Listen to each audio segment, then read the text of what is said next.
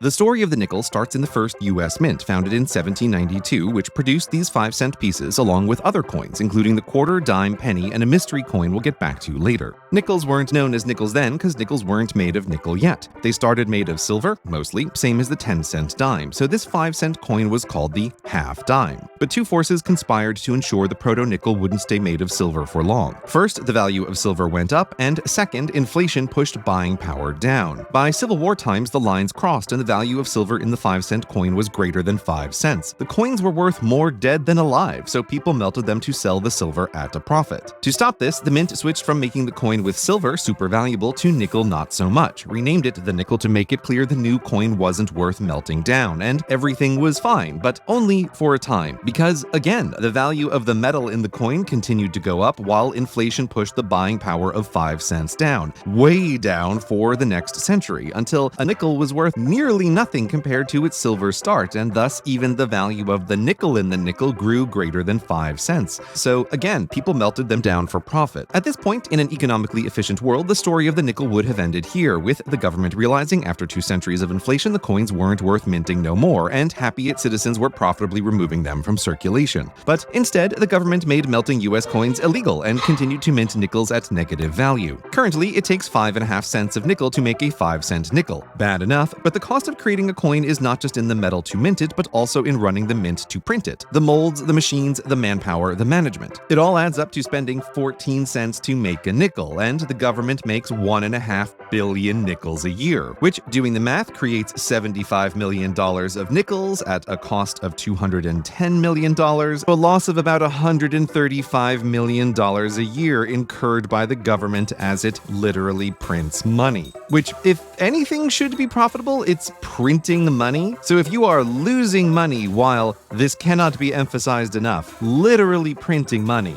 you should literally stop. As with the 1-cent penny, cost to make 2 cents. If killing a coin because it loses 1 cent to make is a good idea, then killing the nickel, which loses 9 cents per coin, is a better idea times 9. And it's not just about saving money, there's a better reason to get rid of the nickel. It's no good at its only job, being money. Reminder, governments print physical money to make buying and selling stuff with cash easy for their citizens, that at bare minimum requires each part of that cash to be worth handling, which back in ye olden days, a nickel alone was valuable enough to buy stuff on its own. Nickelodeon is the old-timey term for a movie theater, which got the name because the price of entry was a nickel. But that is no more for sure. Now a nickel buys you nothing. Vending machines refuse to take them, so there's nowhere to spend them, leaving the nickel's only use for making exact change. But the time it takes to fiddle to find a 5-cent piece in a pocket is probably net negative, and if there's a line,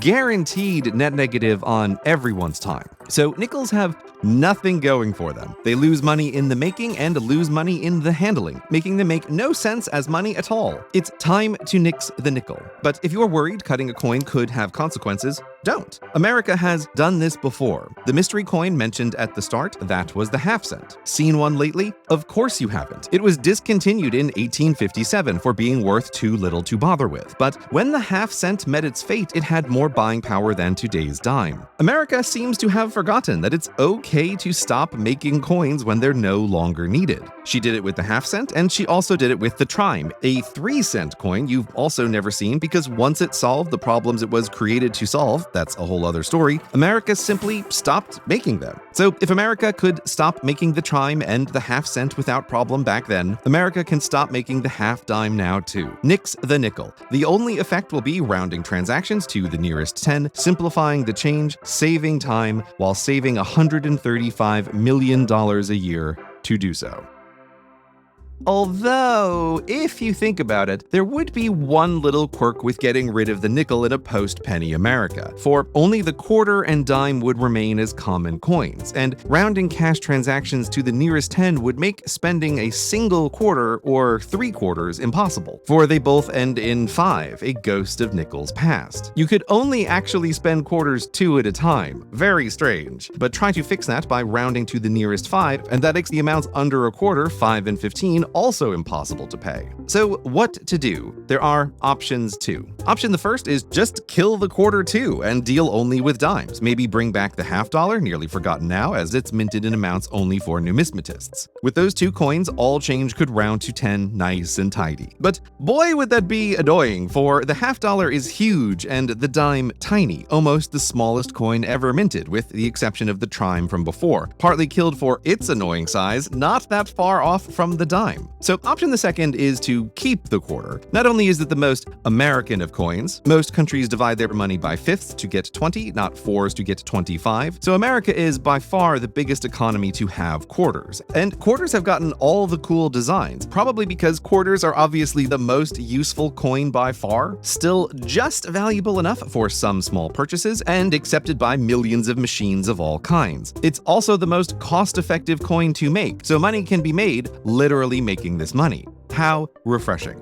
The quarter's great, so what if instead, to straighten out this strange change, we, for once, try to solve a problem before it's a problem and just ditch the dime ahead of its time? There's no need to wait until inflation drives the dime's value down until it's not just worthless, but worth less than zero. We can get ahead of the inevitable, and while ditching the penny and nickel, ditch the dime too. Keep only the quarter and have the world's best, most simple, uniquely American change system. And if your final worry is that rounding to 25 will be too big of a jump, again, back when the penny was first printed, it had more buying power than the quarter does today, at a time when all transactions had to be cash. So if it wasn't a problem then, it really won't be a problem now. So let's do solution the best. America keeps her quarters, but with the penny past its prime, it's next up to nix the nickel, and maybe, just maybe, ditch the dime ahead of its time.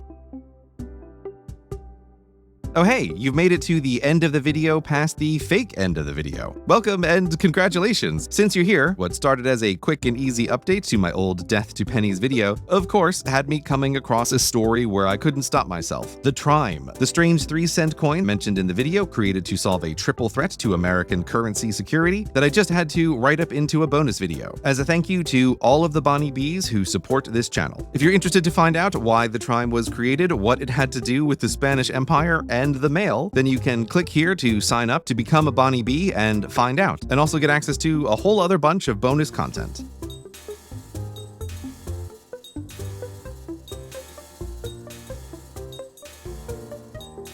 Quarters are great, but do we even really need coins?